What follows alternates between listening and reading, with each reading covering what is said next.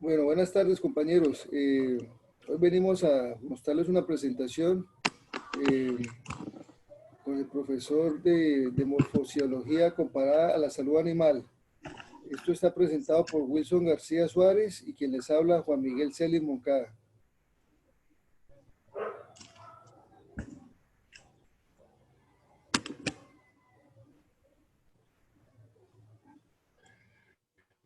Bueno, el proceso de la rumia. El proceso de la rumia inicia cuando el contenido del rumen se devuelve a la boca e inicia una nueva masticación del forraje que ya estaba en el estómago. Me regala la otra positiva, compañero.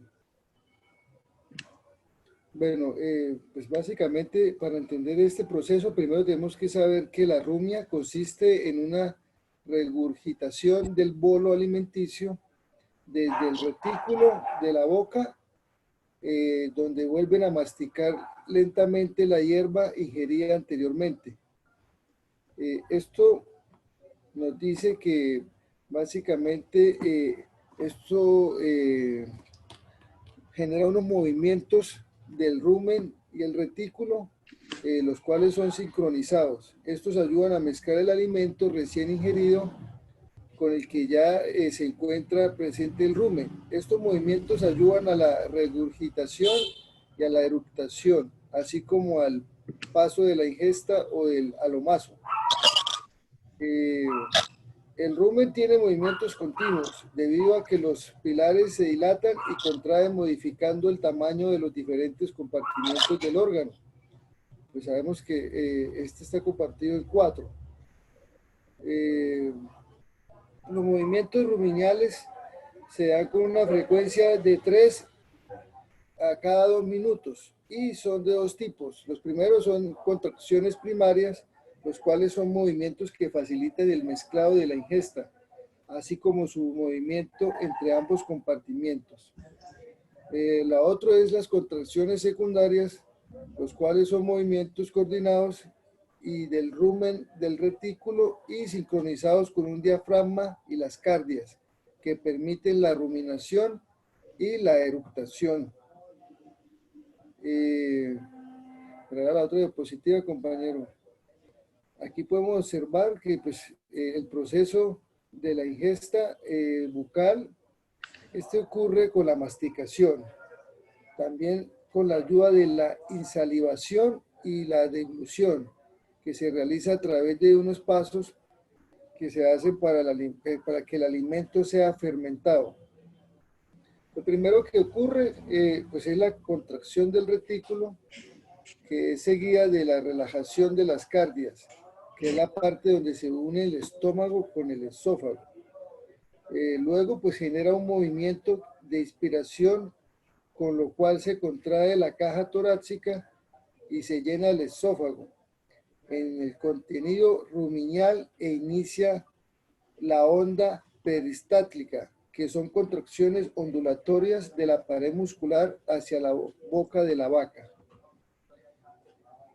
Una vez llega el alimento a la cavidad bucal, comienza el proceso de masticación como tal. Esto entonces se produce la degludación y el contenido acuoso, que inicia la masticación y la salivación cuidadosa del material sólido. Recordemos que pues es muy importante para que haya buena producción de saliva.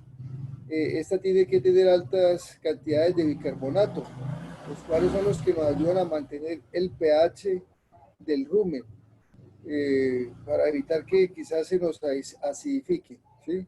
De esta manera, pues ya el animal logra disolver de forma mecánica el contenido de partículas de tamaño medio que son susceptibles a la degradación de los microorganismos del rumen.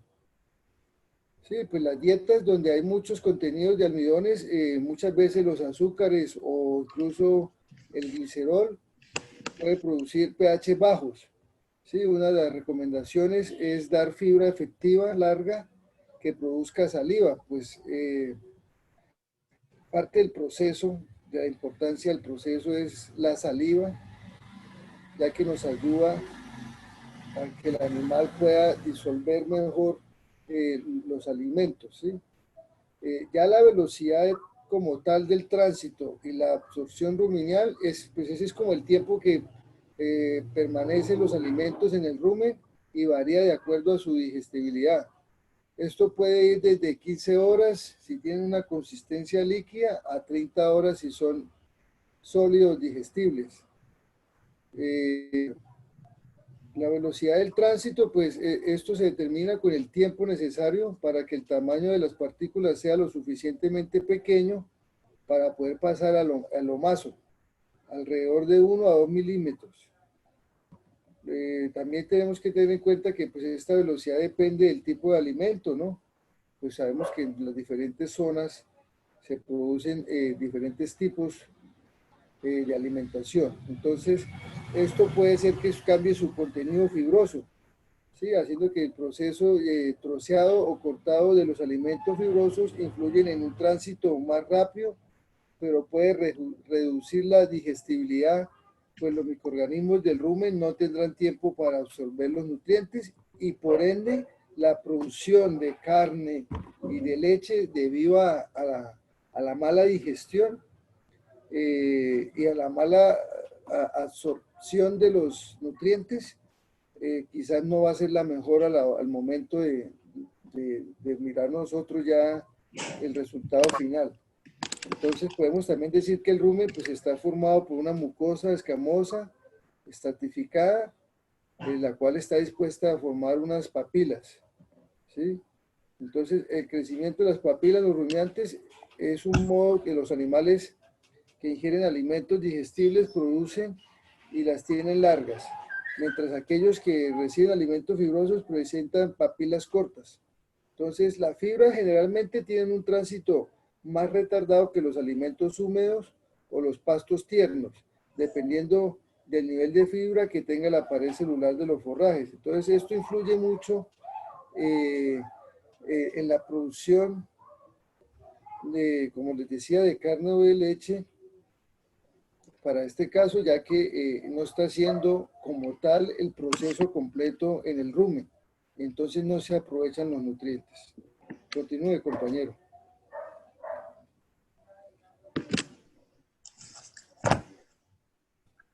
Bueno, profe y compañeros, buenos días. Haciendo como otro complemento y la segunda parte de la exposición. Entonces voy a hablar un poco de una comparación entre el sistema digestivo de rumiantes, monogástricos y las aves.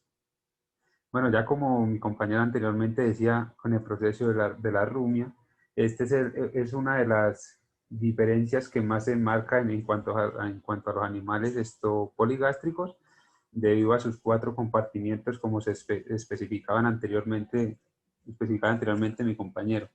Bueno, acá en la imagen podemos ver la parte, la parte inicial de donde se va a formar o se empieza a dar el trabajo al sistema digestivo en cuanto a cada animal. En los rumiantes, una característica que lo diferencia en cuanto a los monogástricos y las aves es que carecen de dientes incisivos en la parte superior, lo cual tiene su forma adecuada de aprender alimentos. En cuanto a, podemos tomar como ejemplo en cuanto a bovinos, el pastoreo es muy diferente a como lo hacen los equinos y como lo hacen las aves como tal. En los bovinos, ellos aprenden el pasto y en sí no lo cortan, sino lo arrancan, ya que tienen en su parte superior como una almohadilla, lo cual al hacer la prensión del pasto permite que se desgarre con los movimientos que hace en su cabeza. En los equinos, en la imagen podemos ver, presentan dentadura superior y dentadura inferior, lo cual se hace que puedan obtener su alimento de una forma diferente. Y en las aves también varía de acuerdo a su forma de alimentación. De acuerdo a su forma de alimentación, entonces va a variar la forma, en este caso, del pico.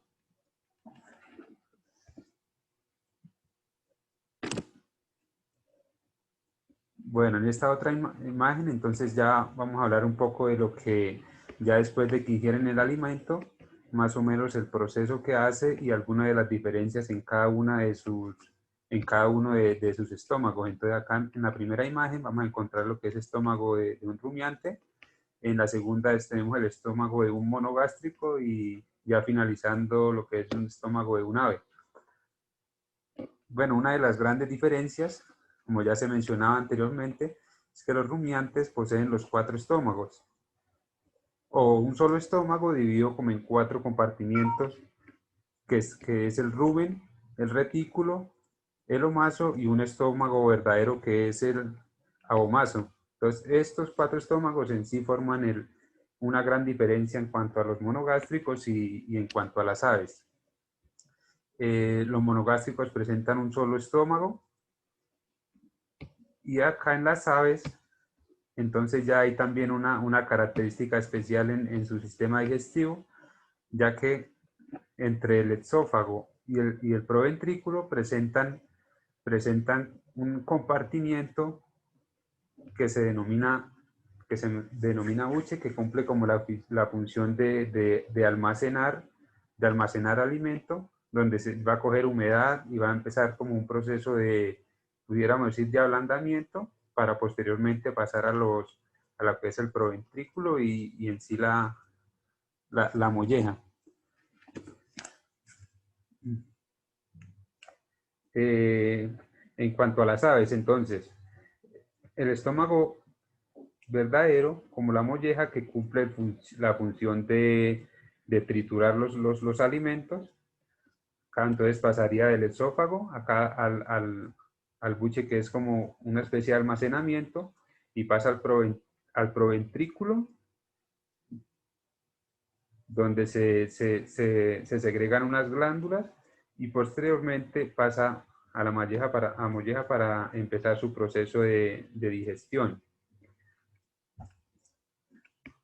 En cuanto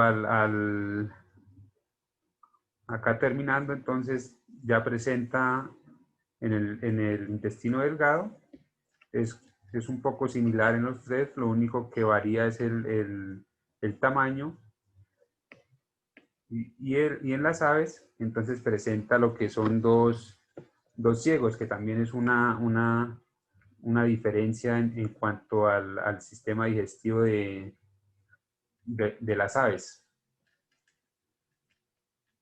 En cuanto, bueno, al exófago, en los rumiantes son músculos membranosos que transportan el bolo alimenticio.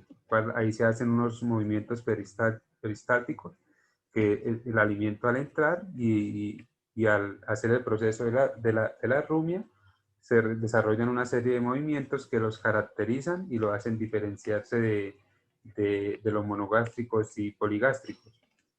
Otra diferencia es la forma en cuanto a la masticación. En caso de los rumiantes, entonces no se hace una masticación, sino se aprende el alimento y pasa directamente al rumen. Ya después que se empieza a hacer el proceso de la rumia, es que ya se empieza la masticación para convertir el bolo alimenticio en unidades más pequeñas. El monogástrico tiene diferencia en cuanto a la masticación, ya por sus dientes, ya posee sus dientes en las dos superficies, superiores e inferiores. Y acá, en cuanto a las aves, que ellos sí, el alimento pasa directamente sin realizar ningún proceso de masticación al inicio de la, de la aprehensión de los alimentos.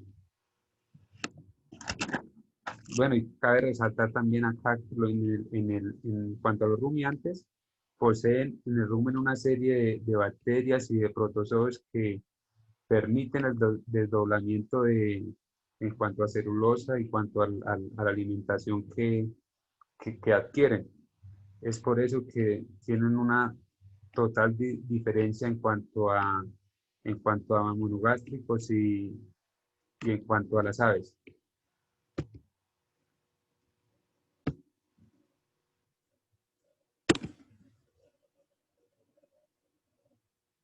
Bueno, profe, entonces, profe y compañero, eso sería como las características más sobresalientes en cuanto al sistema digestivo de poligástricos, monogástricos y aves. Entonces, esta fue la presentación que se lleva a cabo por Juan Miguel Celis, Wilson García, estudiantes del tercer semestre de la Universidad Industrial de Santander, y muchas gracias.